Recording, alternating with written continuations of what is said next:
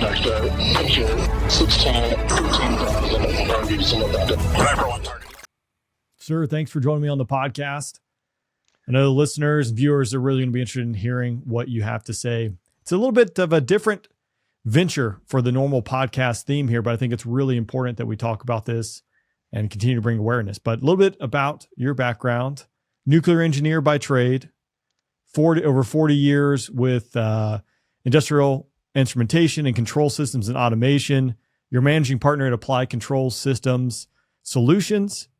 And then ICS Cybersecurity Pioneer, keynote speakers. You've spoken both at the Naval Postgraduate School, the Air Force, Air Command and Staff College down in Maxwell, numerous other military type audiences out there, all talking about industrial control systems, cyber, and I'm sure a few more topics. But we're going to focus a little bit on the industrial control systems today. And I think what did I miss that's important for your bio there? Because I know there's a few more things.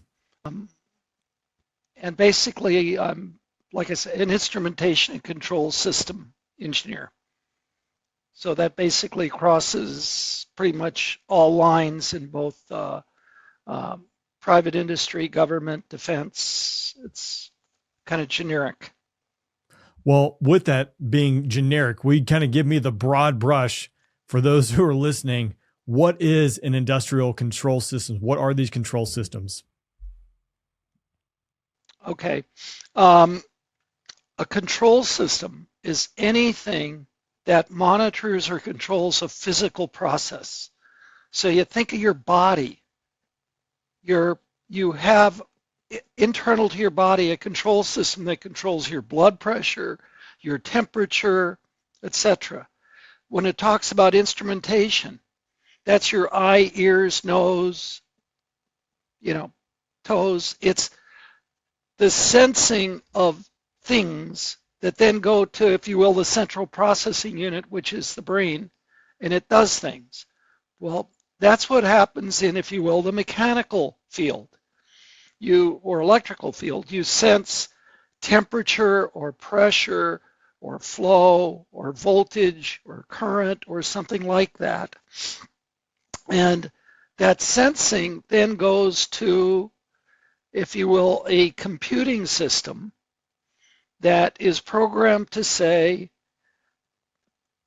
what do I want to do? Do I want to keep the temperature steady at 70 degrees? If so, if my temperature says it's dropping below 70, I got to do something to bring it up.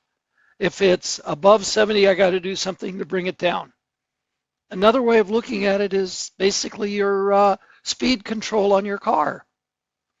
It's sensing speed and adjusting, the speed to meet what's called its set point, where you want to be.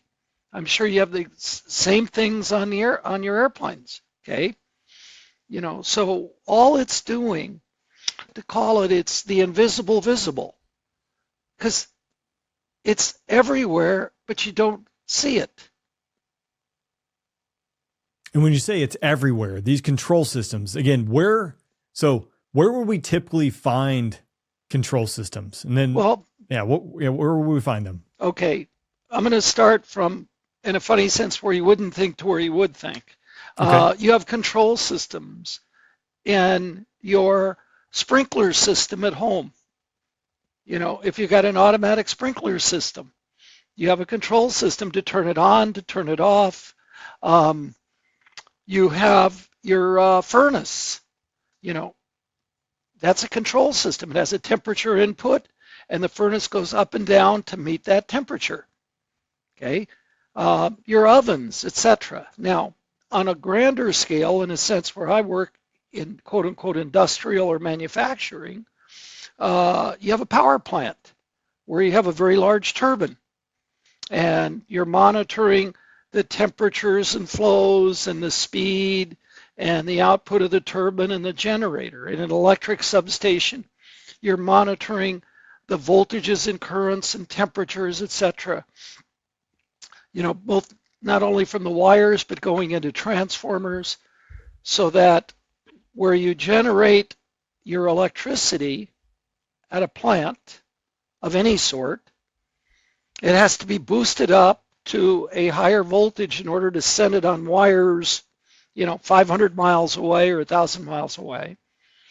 So it takes the voltage that's generated, and by the way, that can be generated by solar cells, by wind, by nuclear, by coal, by hydro, doesn't matter. It's generating voltage, gets boosted, goes along the wires. You lose some of that voltage along the way because of losses like, friction or temperature.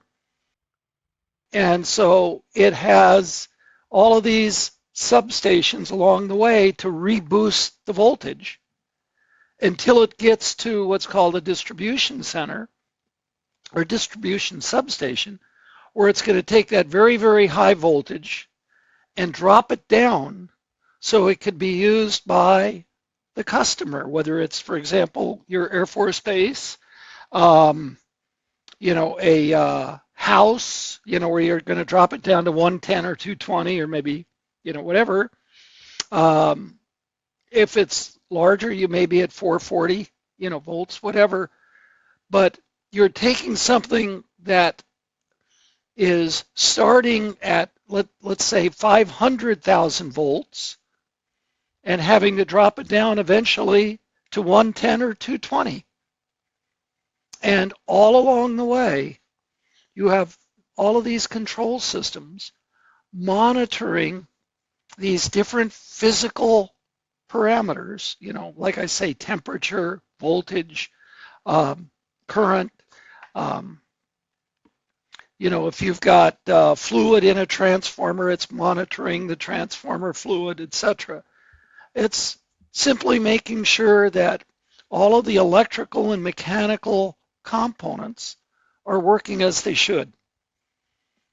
And where all of this comes to play is that where all of this used to be electromechanical, and you really couldn't do anything without taking a screwdriver to it, we now have, in a funny sense, automated all of this so that rather than taking a screwdriver, you could take a keypad or, your cell phone or whatever and do the same thing. And unfortunately, if it's done remotely, if you can do it, somebody else can do it. And you may or may not have heard this, but when these control systems were designed, and in fact, what's worse, even are designed, security wasn't really a priority. Reliability, availability, and safety were the priorities. And so we're having to live with pretty much everything we have because security was never a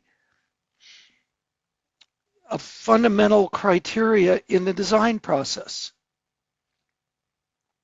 Because the design, again, was for an engineer or someone to be monitoring at a remote location what X, Y, or Z control system was doing. They were monitoring pressure, they were monitoring voltage, making sure the machine was doing what the machine should be doing.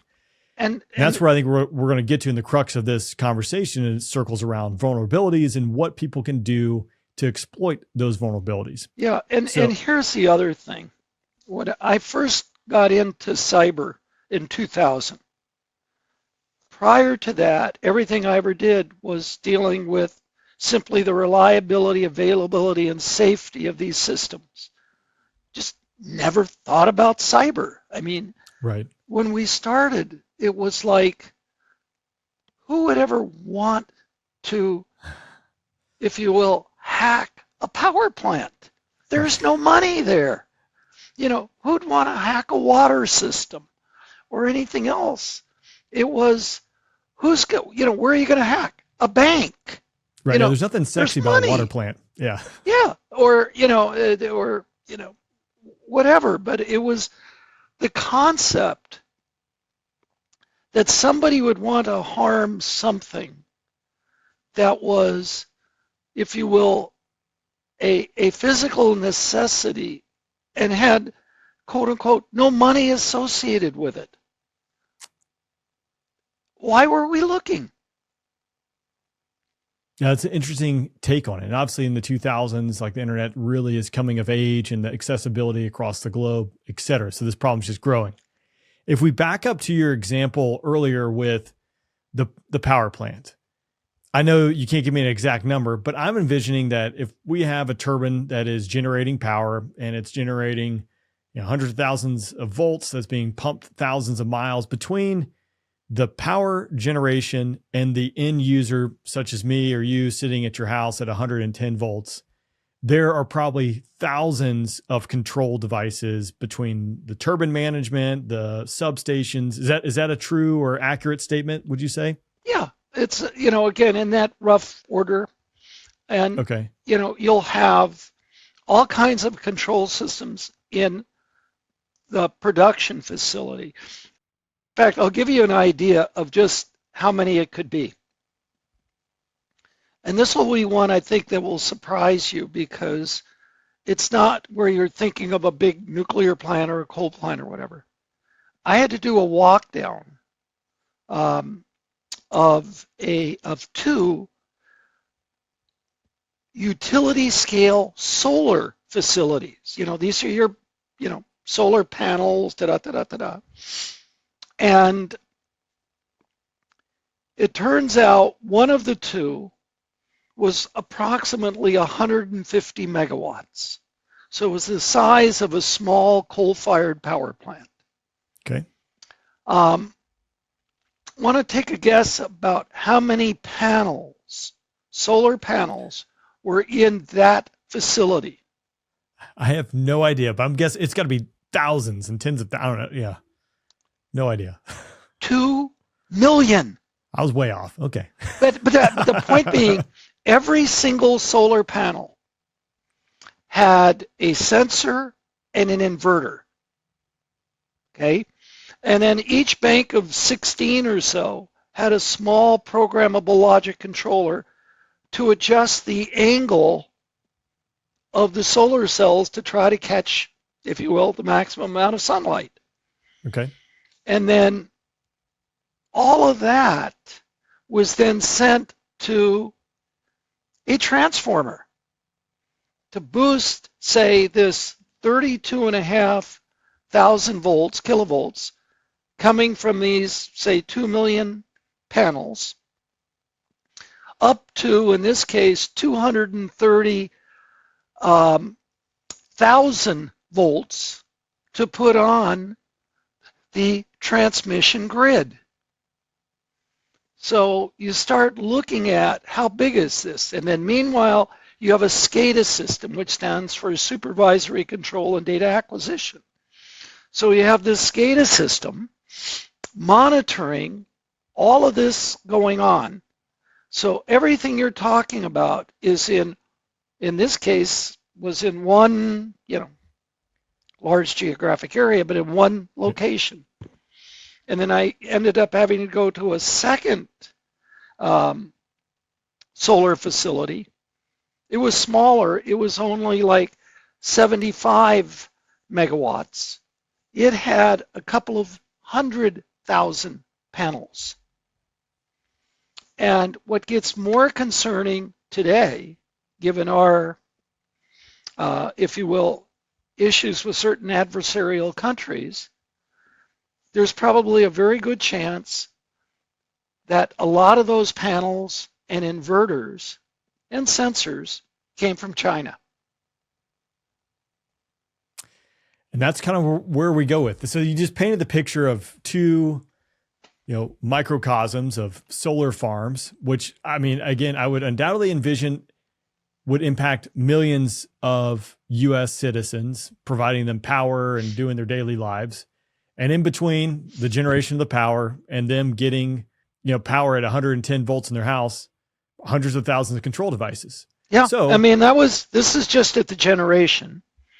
And once that transformer, that what's called a step-up transformer, because it's taking the 32,000 volts and stepping it up or boosting it to 230,000 volts. And by the way, this is on the California transmission grid. So it's basically boosting it up, putting it on the transmission grid. Basically, in this case, sending it, 100 and some odd miles to Los Angeles. So you now have, on that path, a number of transformers along the way to reboost up that 230,000 as it drops a little bit because of losses, to try to maintain the 230,000 until it gets to, if you will, the distribution substation, where it'll drop the 230,000 down to, say, 110,000, down to, 62, etc., all the way down. So you've got this whole daisy chain of systems, all to take the power generated by a whole bunch of solar panels, in this case in the Mojave Desert. And, given your background, it happens to be near, in this case, Edwards Air Force Base, and sending it all the way down eventually to Los Angeles. And think about, this is just one path. Right. You have power coming, in this case, say, for example, from the Palo Verde nuclear plant in Arizona that's going on a different path off to LA. The power could have just as easily, instead of being sent to LA, could have been sent up to the Bay Area or north, in other words, instead of south. So look at the complexity, starting with a bunch of solar panels like you would have on your roof.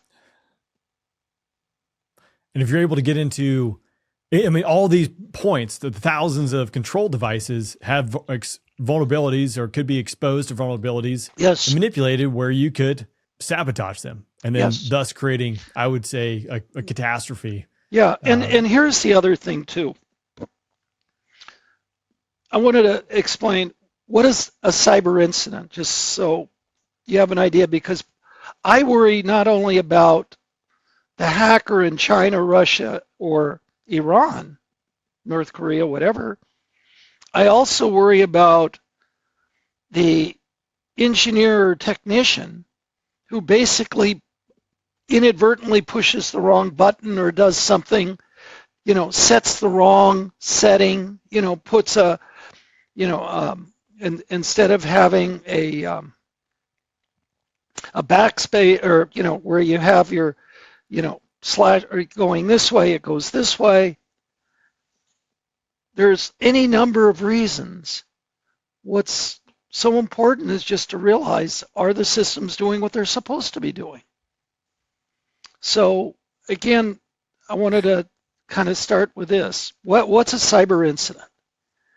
If you're in IT, a cyber incident is you're connected to the internet, you're running Windows, and somebody is trying to steal or compromise your data. Okay? And it's all about data. And implicitly, it's all about malicious. What a cyber incident is electronic communication between systems, or systems and people, your displays. Okay? You could think about it in your cockpit, or I think about it, in a control room or whatever. The operator is looking at all of these, if you will, dials or gauges or displays, okay? And a cyber incident is a quote-unquote compromise that can be malicious or unintentional, of either confidentiality, integrity, or availability. Now, it's missing, to me, the most important letter, because this is what the IT world worries about. What I worry about, the most important letter that's missing, is the letter S for safety. IT can't kill anybody, but engineers can. Okay? Where I'm coming from is, And this is what makes life so difficult in where I live. Because who is basically running cybersecurity? The IT people. They are only, and I use the word only very strongly, they are only worried about the data and the integrity of data. They are not worried at all about the physical impacts, which means they don't care if a valve is open or if a train track is off or if, a boiler is overheating. The only thing they care about is the data. Are the packets looking okay, coming from the right place, but up. The fact that you could be overheating something or basically starving a process by letting all of the water boil away is irrelevant, because that has nothing to do, the packets don't see that. And so what's happening, and this is where we have this huge problem today throughout, if you will, all of our critical infrastructures, are the people that are in charge of cybersecurity, are the network security people. And who's in charge? What's called a Chief Information Security Officer. And this Chief Information Security Officer doesn't own a single piece of equipment. That person, whether it's a he or she, has no idea what a pump is or if the pump is working. The problem today is they're being tasked or being in charge of the cybersecurity of that equipment. They don't even know what that equipment is. To paint this picture, I think it'd be good if you talked about Stuxnet, because that one is something that people can easily find out there, and then we can talk about some more recent ones. Yeah. But when you're talking about Stuxnet, you can see where control devices are really important. Everyone has heard about Colonial Pipeline. You hear about ransom attacks holding your data, but you don't hear a lot about things like Stuxnet, et cetera. I'm going to go through Stuxnet in a number of ways. And I'm going to ask you, just so I don't forget, remind me if I don't say, I gave a presentation at what was called Cyber Endeavor at the Naval Postgrad School in Monterey. And I was asked about that. So please, if I don't recall, because I want to take you through Stuxnet and also why it was so difficult to detect and everything else, okay? Prior to Stuxnet, and Stuxnet was in the 2009-10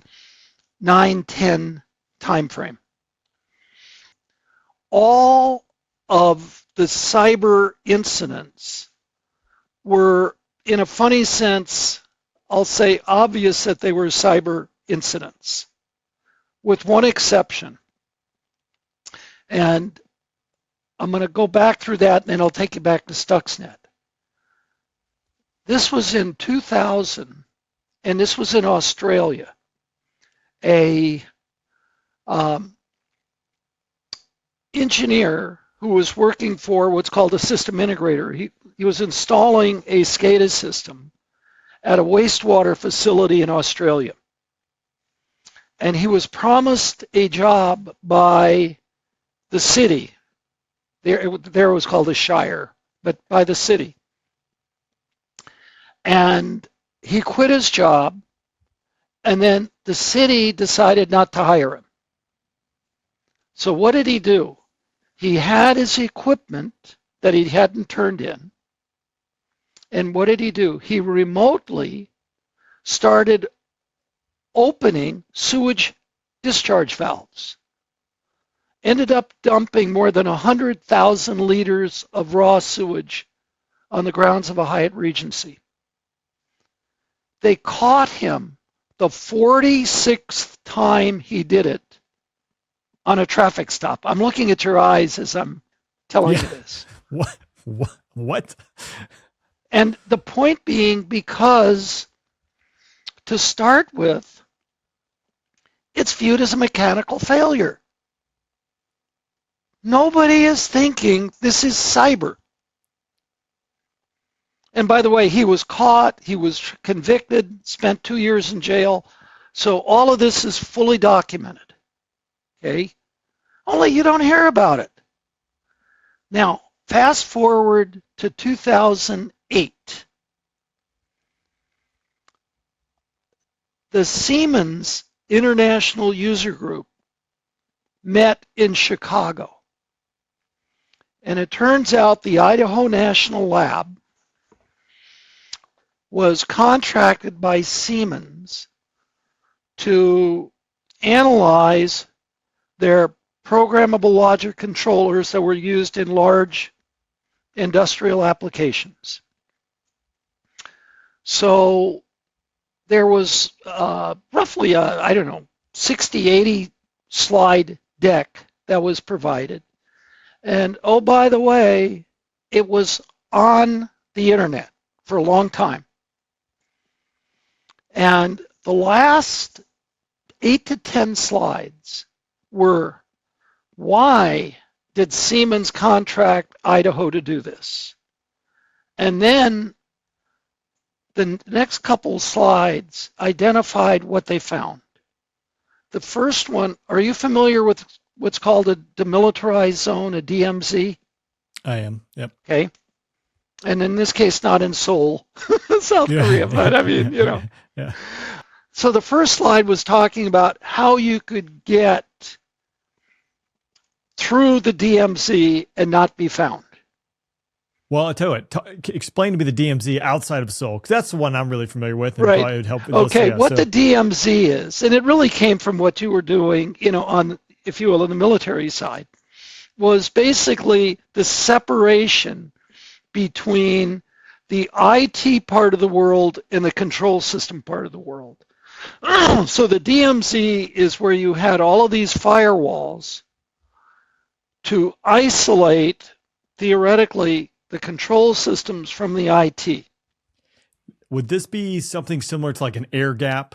Yes. Where it wouldn't, okay. Is that okay. synonymous? All of that was, this is why everybody kept saying, but you can't do anything because we have an air gap.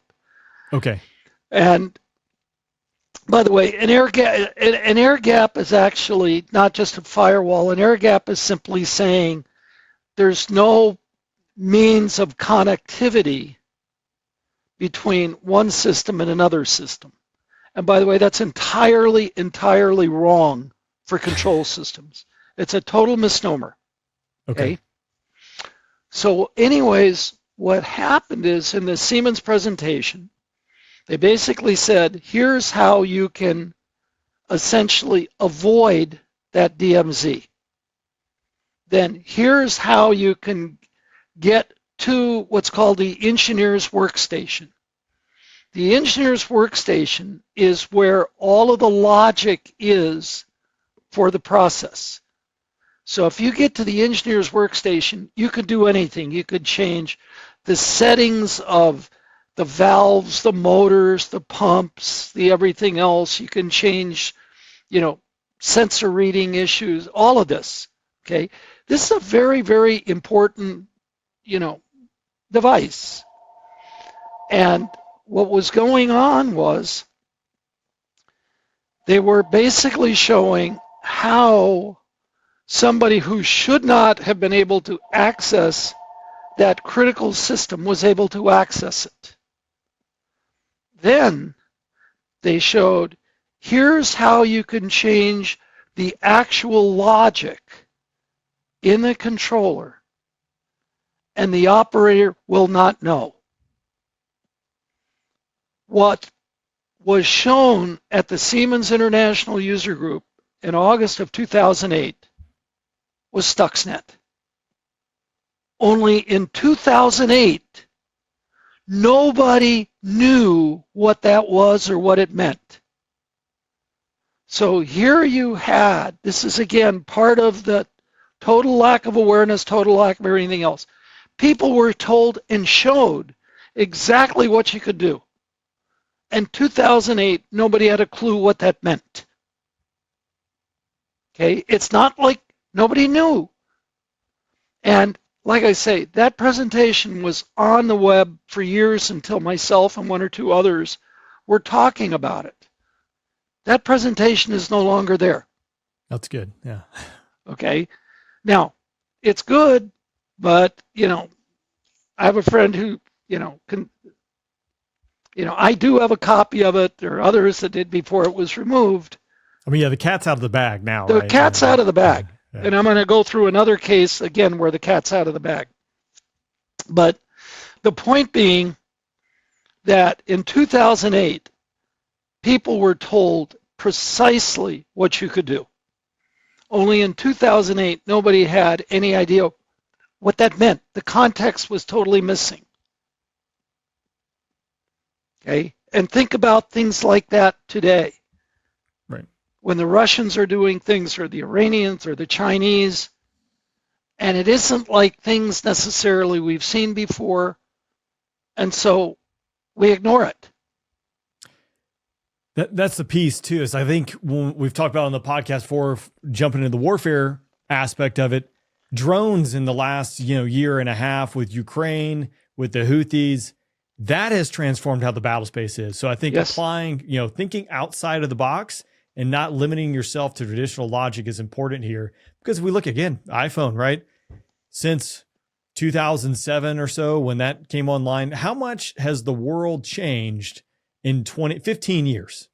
I mean, everything now runs through this, and everything seems to be more and more connected, more and more dependent upon things like this. Yes and no. Control systems have been connected to the internet since roughly the 1999, maybe early 2000 timeframe. Nobody thinks that. If you ask anybody in the IT or quote unquote OT world, they'll tell you, well, it just happened in 2015 or 16. No, not true at all. Okay. In fact, again, I'm sorry for dancing all over the map, but I wanted to go through one other thing. Have you heard the term OT? I have not. Okay. OT stands for operational technology. It was a term coined by Gartner because they didn't know what a control system was. So it was a way of them being able to say, we know everything about IT, this OT stuff, yeah, over there. Well, prior to that, and this, again, important point, the control system people and the IT people have never gotten along, ever. They just have different worlds, okay? And prior to Gartner coming up with the term IT or OT, an IT person would never, ever have been left alone in a control environment without being escorted. Okay. Well, what OT did, was allowed all of these IT people to change their terminology and say, now I'm OT, and all of a sudden go to places they have no knowledge of, because control systems, at least the displays, use Windows. So they go, well, I know Windows, therefore they're coming in. They have no idea how a pump works, but they don't care because they can see those Windows displays. Okay. Now, let me go back to Stuxnet. Okay. Phenomenal story. Number one, Stuxnet was not one attack. It was actually two. What had happened was, in order to prevent a shooting war between Iran and Israel, the attempt was to use cyber to try to halt the production of uranium, in this case hexafluoride. In other words, the uranium that would be, this was going through a centrifuge to be able to enrich uranium into weapons material. And it was done using centrifuges that spin and spin and spin and spin. It's exactly what the U.S. did, at Oak Ridge. Okay? And so the intent was, can we be able to remotely affect the operation of those centrifuges to cause them to fail, but not in an obvious way? Control systems are not difficult to hack, but if you don't want anybody to know there's been a hack and you do not want any, attribution, that's really, really, really difficult. That's where you need a nation state. Okay? And so what was going on here was, and remember, Iran was under a quote-unquote embargo. They weren't supposed to have any of this. Not the centrifuges, not the control systems, anything. And Natanz is buried inside a mountain. When Israel just bombed Iran, what was it, last week? Yep. Where they bombed is where Natanz is. Okay? And the point being, what made this difficult, and it throws everything IT ever knew out of a cocked hat, there was no internet at Natanz. It was air gapped. It was air gapped, okay, in a sense. There was no Wi-Fi. You're inside a mountain. Theoretically, there was no way for anything to get from the outside in, which normally would be considered an air gap. Now, the next part, we don't know precisely. We just know it obviously happened. But in order to update firmware, you need to be able to bring in, a USB or a floppy or something, and often it would just be the internet, but there was no internet.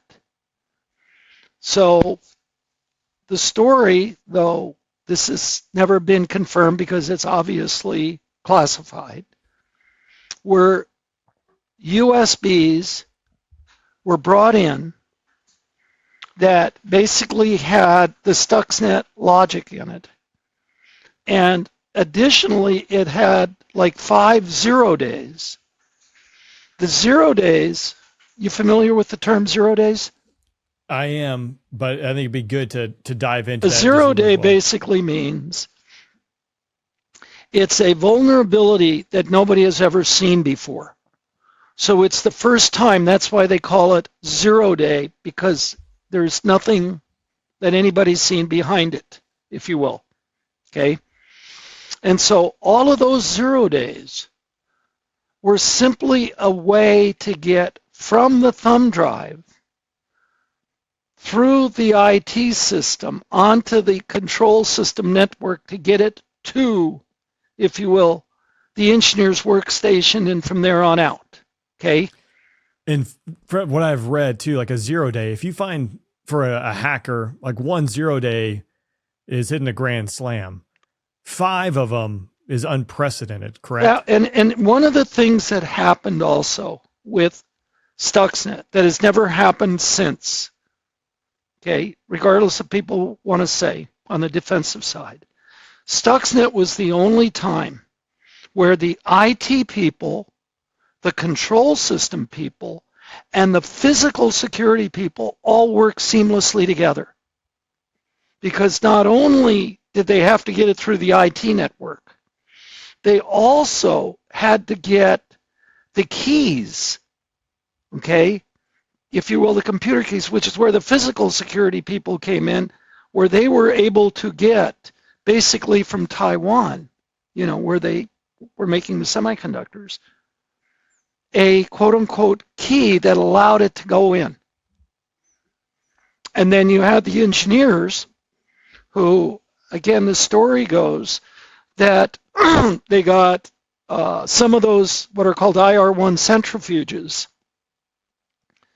took them to Oak Ridge. These are the ones that Iran had, so they knew exactly what to do. to cause the damage. I mean, this was a phenomenally complex, neat thing as an engineer, just phenomenal, okay? And so what they were able to do is the American attack, and everything I'm telling you is public, okay? Whether people see it or know it, it's not classified. The American version was they basically compromised the pressure sensors, changed that so the pressure controller for those centrifuge tubes would increase. They then sent a signal, pressure signal, to the displays and the operator saying everything was normal, even though what was going on with those tubes is it was being overpressurized. They also sent a signal to the safety relief system saying everything was normal. This is as slick as you can be. Yeah, it's every aspect of it. Every aspect. And remember, this was all coming in through USBs. There was no internet, no anything else. And for over a year, Iran had no idea why their centrifuges were breaking. They could physically hear things being wrong. The Israeli version was they sped up and then slowed down the centrifuges to cause an imbalance so it would shake itself apart. Again, when this is happening, you could hear it. They're screaming. Only nobody ever thought cyber was doing it. My running joke was that Iran wasn't supposed to have these centrifuges to begin with. So they couldn't call their neighbor and ask, are you having the same problems we are with the equipment we're not supposed to have? So this, like I say, it shoots down so much of what IT says. There was no connection to the internet. It wasn't Windows that was the issue. It's all of these things. This was an engineering attack, okay? Now, fast forward. I was giving a presentation at Cyber Endeavor, like I say, in Monterey at the at Naval Postgrad. And one of the students raised his hand and basically said, and this was, I think, in maybe 2017. Remember, Stuxnet was in 2010. Right. And they're going, well, hasn't everybody now taken this seriously because Stuxnet occurred? And you know what my answer was? The answer was absolutely not, for two reasons. One, people were going, but I don't have a centrifuge. And number two, the U.S. isn't going to attack me.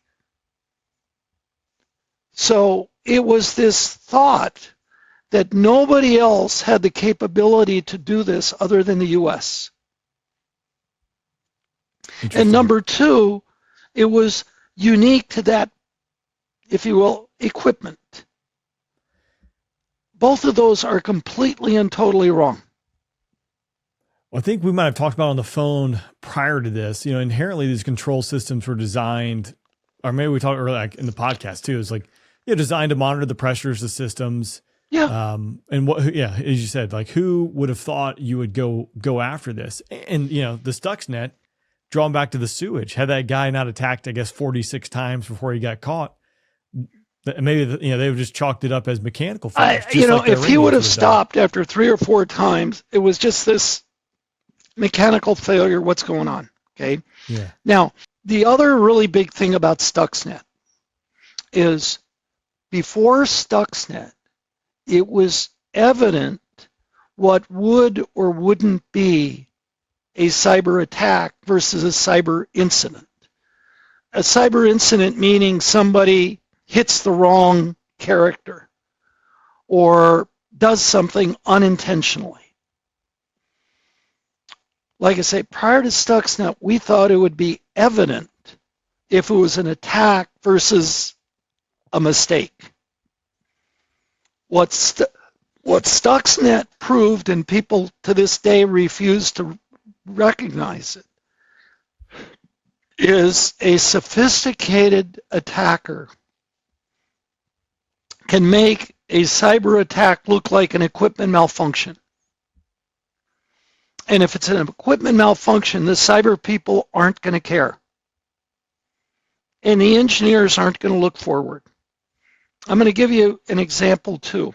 August 31st of last year to October 14th of last year, 3 major data centers shut down. Okay. All 3 of them because of the sensors and the cooling system, the chiller motors. In each case, it was immediately said it was a mechanical failure. And no cyber incident response was ever initiated. Interesting. Because I jump with, I didn't think about the chiller in the data center, but you want to take that out, that's a pretty easy thing. Same if you don't want to fight it is not. Well, I mean, but if you want to if you don't want to fight a Raptor, you overpressurize the fuel tanks or destroy the fuel tanks, right? The Raptors aren't taking off after that. But again, if you wanted to cripple a data center, here's the point. Chillers. Here's the thing you need to understand. Because power is so critical. Remember, I come out of nuclear safety. So I'm familiar with all of the extra redundancy and diversity and everything else, because you keep trying to think of all of the things that can go wrong and what am I going to have as a backup, okay? Data centers, these large, huge data centers are, I don't know, something like, I forget the number, maybe like $10,000 a minute for downtime. It's a number you can't even, okay? So all of the data centers are designed with what's called N+2, N+1 or N+2. So it's basically saying I need N pieces of equipment to operate. I'm going to have 1 or 2 extra. Okay? So I don't just have, say, 4 chillers if I need 4 chillers. I'm going to have like 5 or 6. I'm going to, for power, normally I've got the grid. But I also have backup batteries, I have standby diesels, and I have uninterruptible power supplies. There should be no case or reason why a data center should shut down from that because of all of the diversity and redundancy built in. So when you're talking like, with the Raptor, and well, it's a data center and whatever. No, I mean, because of the expense and the cost and the impact, these things are built, assuming something bad is going to happen, even if it's just a lightning strike, that takes out the grid. You've got all of these other power sources because you have to shut down that multi-million or billion-dollar data center if you lose power. Not the grid, not if you lose the grid, if you lose power, which is why you have all of these redundant power sources. Who's looking at that? Who's responsible for that? Well, like what just happened was, and these were 3 major operators of data centers. It goes back to the culture issue. They basically said it's a mechanical failure because it was the sensors and the chiller motors. Ergo, the cyber people never got involved. The engineers basically said, oops, mistake, we got to figure out, why this happened, why all the... There was never any attempt to connect them. And go back to 9/11. What were the 2 issues at 9/11? Nobody connected the dots and a lack of imagination.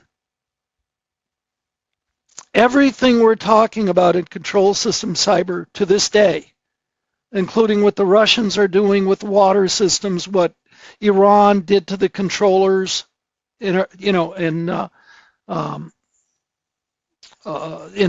water systems and food and beverage. All of this was in the November timeframe of last year. And what the Chinese continue to do. There is a complete lack of imagination that it could be anything other than mechanical failure if it doesn't fit into the bucket of conventional cyber. And our cyber, offensive cyber people, not just in the U.S., ours, but Russia, China, Iran, but up theirs, that's where they're going. Why? Because the defenders aren't looking as of today. And that includes all of the guidance coming from Washington. And that's both on, again, I have no clearances, so I can't tell you anything that isn't unclassified. But what's out there, even with DOD, does not address in any adequate fashion what we're talking about here to this day. Was it Presidential Directive 63 that you sent over to me from the Clinton days, basically addressing this? And then in 1998, and here we are. President Clinton issued Presidential Decision Directive 63 that said within 5 years, critical infrastructure would be secure. And then when I started or helped start the control system cyber program for the electric utilities in 2000, that's what was driving it. I mean, when we started in 2000, theoretically we had 3 years left. And here we are in 2024, almost midway. We don't have any cybersecurity to this day in anything we measure or actuate to this day. Not good. Not good at all. Can you talk to me about Chinese cranes? This is something that, again, you sent me the here it's an interesting story. I'll tell you about both the cranes and the transformers, etc. In 2021, the Director of National Intelligence issued a cyber assessment, and again, it was public. Normally, you would think this not cyber, but a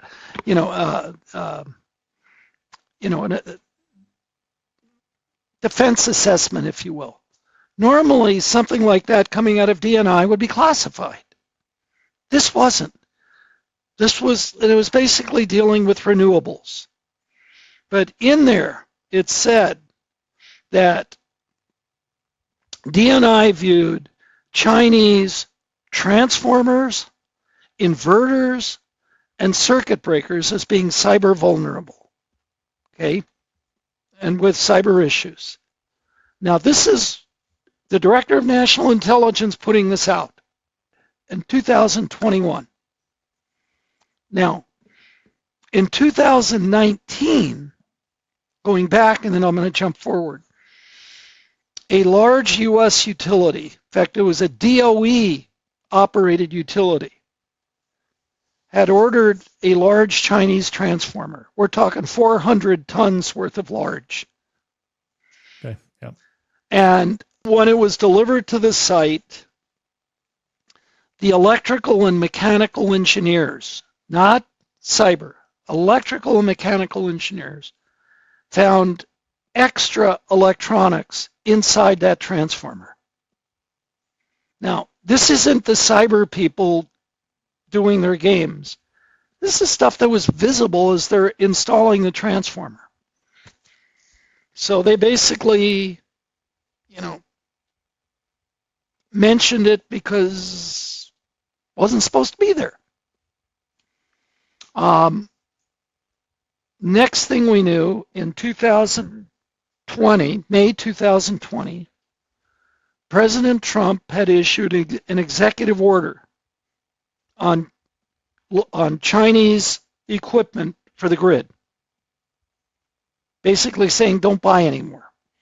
But here's what was so interesting about it.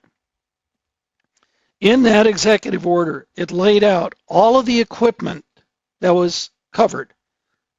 It was all of the control systems. It was all of the hardware.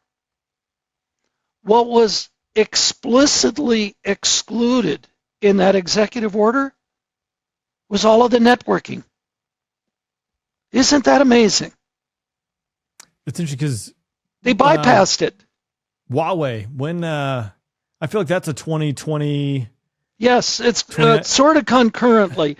Huawei was a chip issue. This is a 400-ton large electric transformer issue. Okay, and it wasn't just chips. I mean, you couldn't see the difference between a Huawei chip and, say, an Intel or Motorola chip. This is stuff that the engineers saw. Now, it's interesting that it was that obvious. You know, there was no attempt to. So here's what happened. Two things, and this is not political, so this is just factual of what's going on. Number one of those Chinese transformers, and we're not sure where it came from, was sent to the Sandia National Laboratory to be torn apart and examined. The report that was issued on this Chinese transformer was classified as top secret. Think about that for a minute. This is a transformer you would see at your substation. And it was classified as top secret. Read between the lines. Scared to death of what was found. And realize there's well over 350 large Chinese transformers in our grid today. Okay? Now, bad thing. Again, not being political. When President Biden came in, what did he do? He basically suspended all of President Trump's executive orders. This was one of them. As a result, the utilities have bought, I think, something like 125 or 150 more of those Chinese transformers since. Okay, now, fast forward to what you talked about. In February, end of February, President Biden issued an executive order on Chinese port cranes because they were finding, tell me if this sounds familiar, they were finding things in the port cranes that shouldn't have been there. These are port cranes that are in our ports. Yes, like 80% of the port cranes in the U.S., and I'm not sure in Canada, but certainly in the U.S., are Chinese port cranes. Okay? I forget the exact number, but I think it's 80% or more. And so the concern was they had cellular modems and sensors and other things in there that shouldn't have been there. That were never, okay? So it turns out that in 2021, I have a picture of a ship, Chinese ship, on its way to the port of Baltimore with the Chinese port cranes. The Dolly, the ship that hit the Key Bridge, was, quote unquote, unloaded and loaded at the dock in Baltimore by these Chinese port cranes. And the tie here is like, I've never been to a shipyard and seen it, but I'm imagining that between the ship and the cranes, there's obviously some interconnectability. If you're talking cellular and modems, there's ways to. Absolutely. Absolutely. And the other thing that's interesting that I didn't put in the blog is normally that ship would have only been in port for part of a day. That ship was there for 2 days because they were having, quote unquote, power issues. had nothing to do with fuel because they didn't take on any fuel in Baltimore. Interesting. Now, I want to be clear. Am I saying that the Dolly was a cyber attack? I'm not saying that.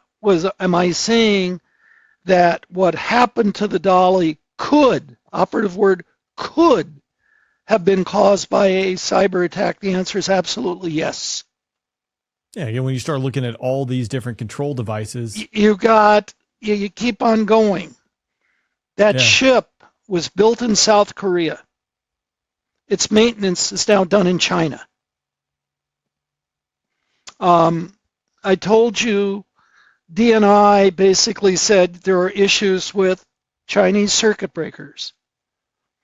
There is a good chance, I haven't seen the details of the Dolly, I don't think anybody is going to, but there's a pretty good chance because they're really looking at the propulsion system. And here's the other point. A ship is a power plant with rudders. A ship is also a microgrid. Everything that happens on land, what I was just talking about, how all things, that's what happens on a ship.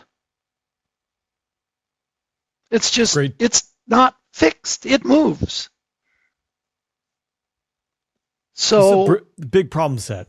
Yes, and it's it's almost unimaginable just the issues because that stem from this. It's a Manhattan Project size issue because our entire, and by the way, there is nothing unique about the United States.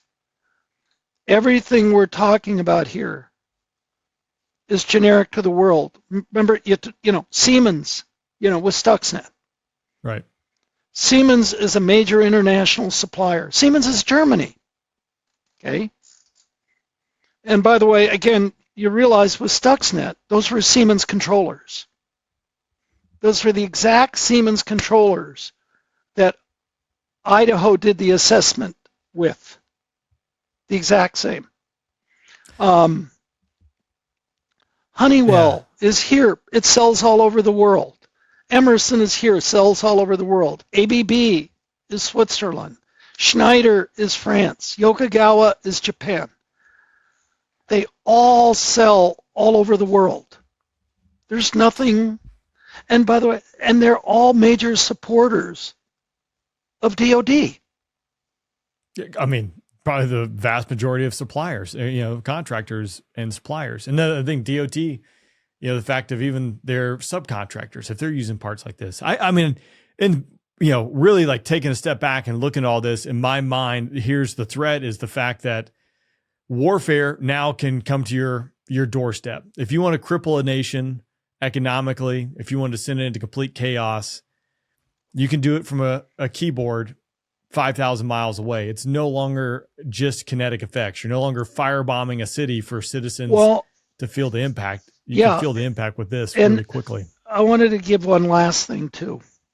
I don't know if you've seen or if your listeners have seen, but in 2007, the Idaho National Lab did a test with a generator, and you had this smoking generator from CNN. There was a CNN tape of this smoking generator, okay? What they were able to do is take this large couple of 100-ton generator. This was a generator that was coming off the north slope of Alaska, okay? It was actually originally I think it was used in tugs, tugboats, okay? Excuse me, strictly using bits and bytes.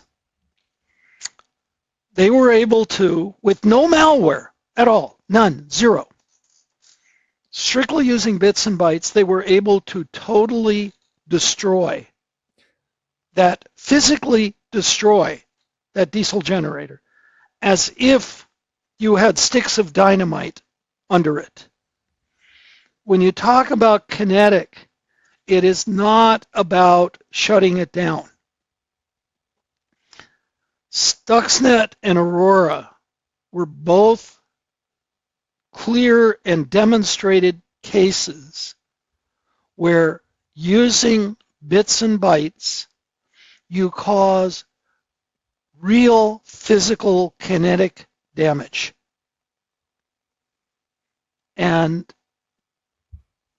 a lot of what it is simply allowing Mother Nature to cause the actual impacts. And when that happens, it happens almost instantaneously, and there's nothing you could do to stop it once it starts. It's Big very problems. different. This is the engineering side of the world. This is not the networking side. Yeah, it's you mentioned, you used to have a screwdriver to Yes. go out there and make something like this happen. Yes. Yes, get a spy onto the ship to Yes. destroy or disable. Now, again, you don't have to do that. You can do that. You with a don't have keyboard. to do that. And that's the fear. In fact, when we first started this in 2000, my generation, and I'm at least 1 or 2 older than you, were not raised with computers.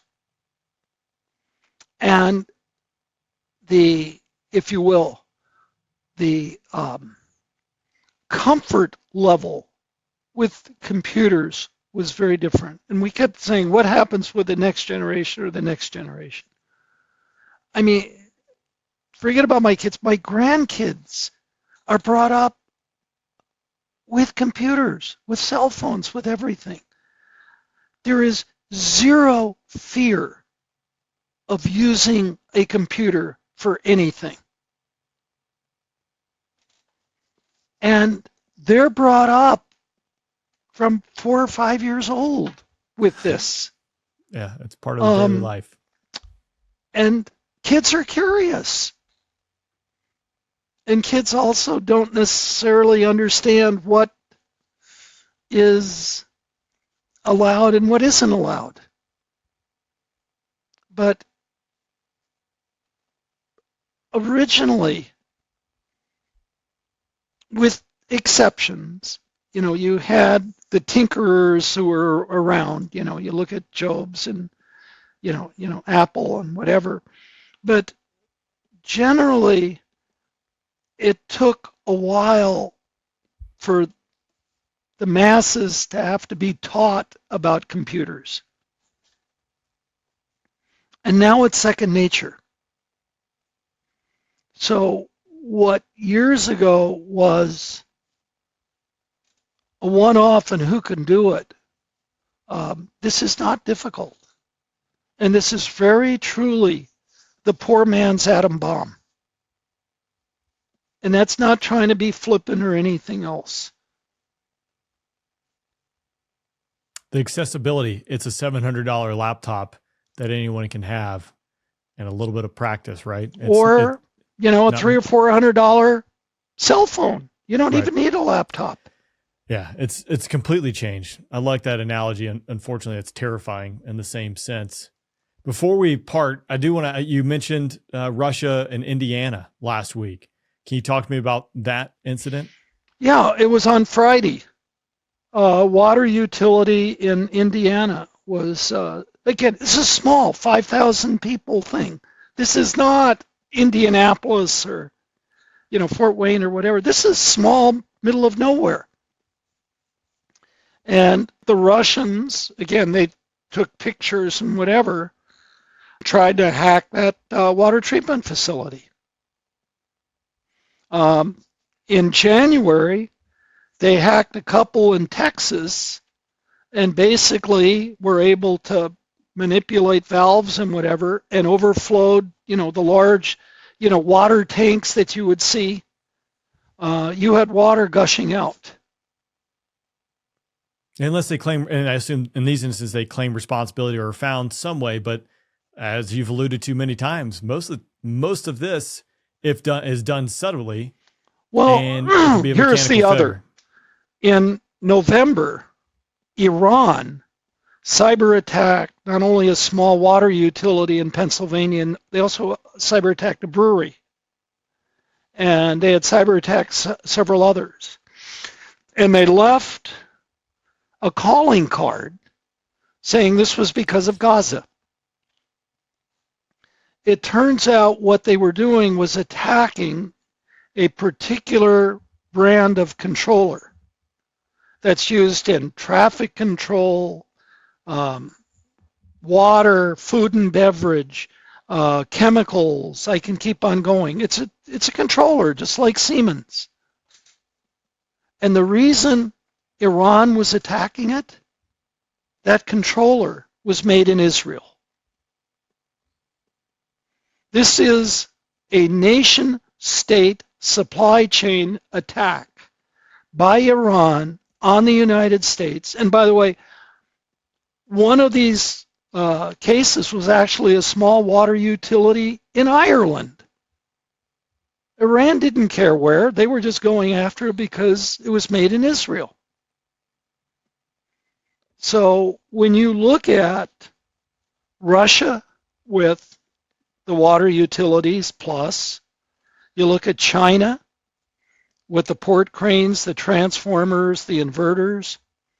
You look at Iran with the Unitronics controllers.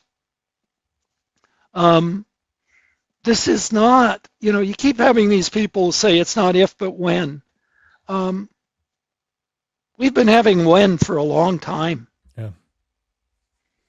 And the question is, why are we not doing anything about it? I'm not saying offensively. I'm just saying, why aren't we doing anything to prevent this from happening? Well, it kind of ties into my parting shot here is, what do we do about it? Can you do anything about this? Yeah, you can. Number one, you've got to get, and I'll tell you this right now, you got to get the credit rating agencies and the insurance companies to say, if you don't do something, we're going to hammer you. We're going to raise your rates, or we won't insure you, and your credit rating will go down. So that the board, now this is obviously not DOD, but the board basically says, I got to do something. Until money ain't going to happen. DOD themselves has to realize cyber is not just IT. You look at all of your, CMMC or whatever.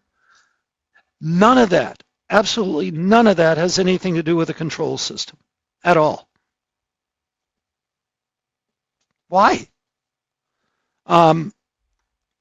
Until the senior executives, whether it's in private industry, government, DOD, until the leaders recognize this importance, we're dead on arrival.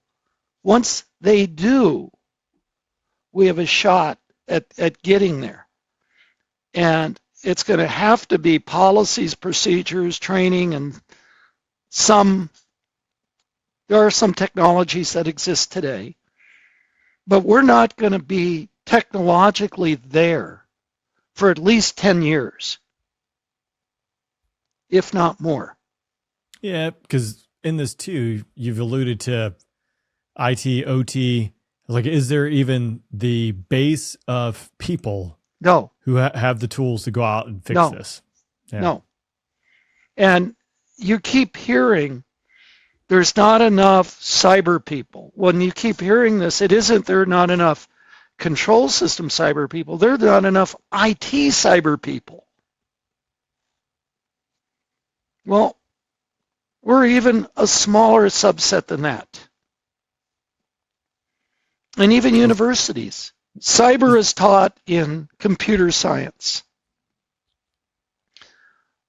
Very few universities require anybody in computer science to have to take an introduction to engineering.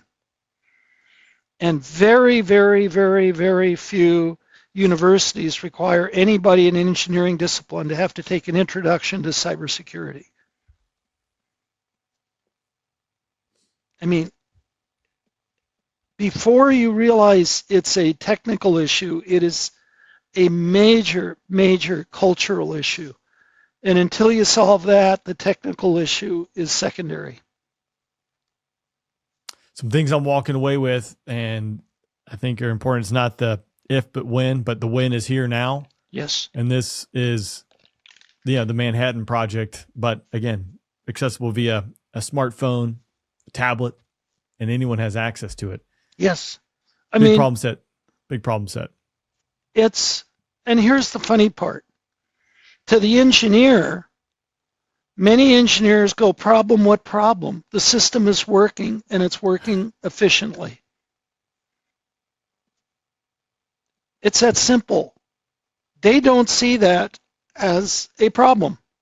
They see the problem as being your email, which isn't their problem. And IT or OT, the network people go, well, I got all of these firewalls in there. What more do you want?